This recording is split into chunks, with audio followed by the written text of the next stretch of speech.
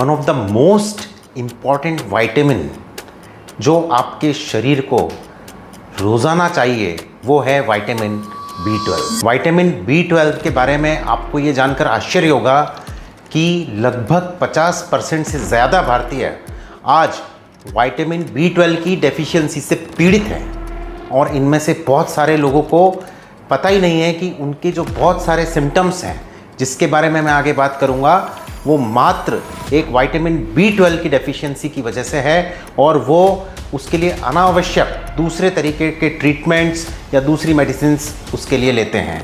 तो दोस्तों, vitamin B12 एक वाटर सॉल्युबल विटामिन है और आपके शरीर को प्रतिदिन 2.4 माइक्रोग्राम से लेके 2.8 माइक्रोग्राम की रिक्वायरमेंट होती है विटामिन B12 की।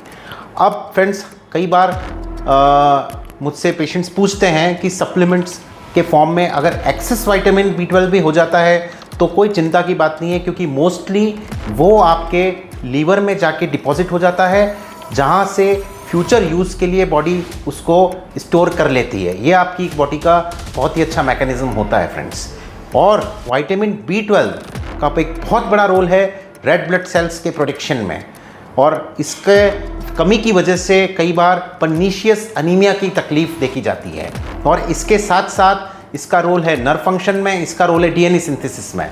और विटामिन B12 मोस्टली पाया जाता है एनिमल फूड प्रोडक्ट्स में। इस वजह से मैक्सिमम लोग जो वीगन हैं या वेजिटेरियन हैं उन्हें विटामिन B12 के सप्लीमेंट की आवश्यकता होती है।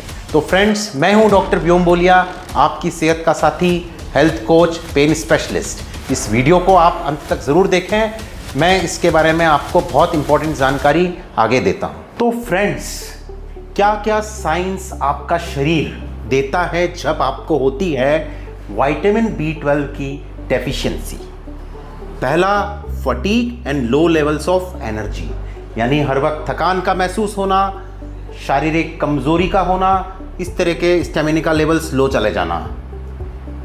पेल स्किन, हेयर एंड नेल्स, शरीर कई बार जिन लोगों को विटामिन B12 की डेफिशिएंसी होती है उनको yellowish skin, dullness of hair and nails, hair fall की प्रॉब्लम बहुत ज़्यादा होना, ये भी एक इम्पॉर्टेंट साइन है विटामिन B12 की डेफिशिएंसी का।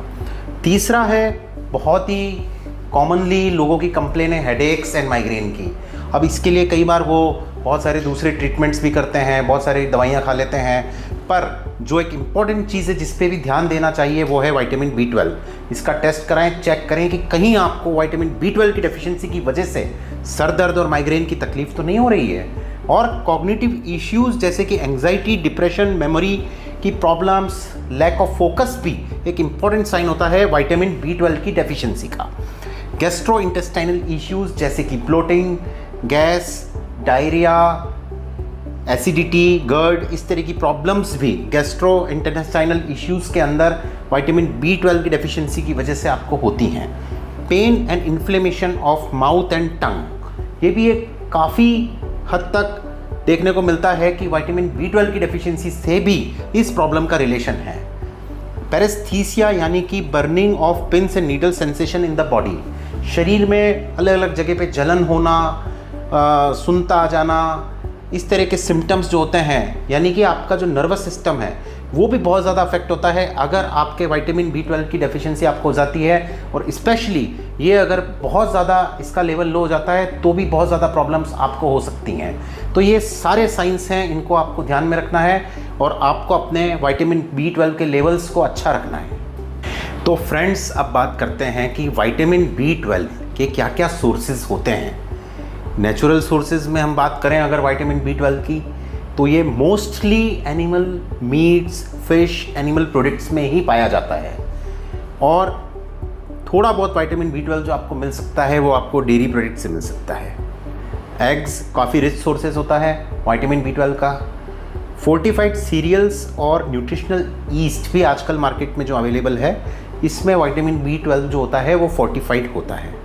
तो अब बात करते हैं, क्योंकि नेचुरल सोर्सेज तो इसके काफ़ी कम हैं और बहुत सारे लोग क्योंकि वेजिटेरियन होते हैं या फिर होते हैं वीगन, तो उन लोगों के लिए आइडियली विटामिन B12 का सप्लीमेंट आवश्यक है।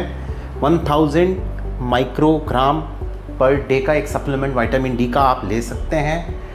अपना विटामिन B12 आप एक बार टेस्ट करा लें, फिर अपने डॉक्टर से, फिजिशियन से सलाह लेके विटामिन B12 का आप सप्लीमेंट स्टार्ट कर लें।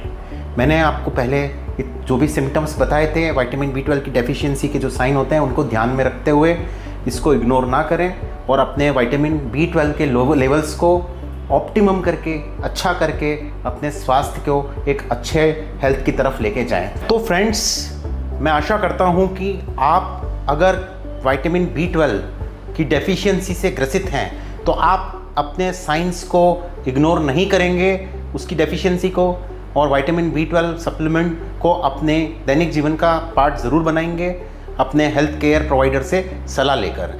साथ ही जो भी नेचुरल सोर्सेज से आप विटामिन B12 ले सकते हैं वो आप ज़रूर लेंगे। और फ्रेंड्स, इसी के साथ मैं आपके सेहत का साथी डॉक्टर व्योम बोलिया आज के लिए विदा लेता हूं, और इसी तरह के यूज़फुल जानकारी about your health, wellness and fitness मैं आगे आपको देता रहूँगा। तब तक के लिए मस्त रहें, स्वस्थ रहें। धन्यवाद।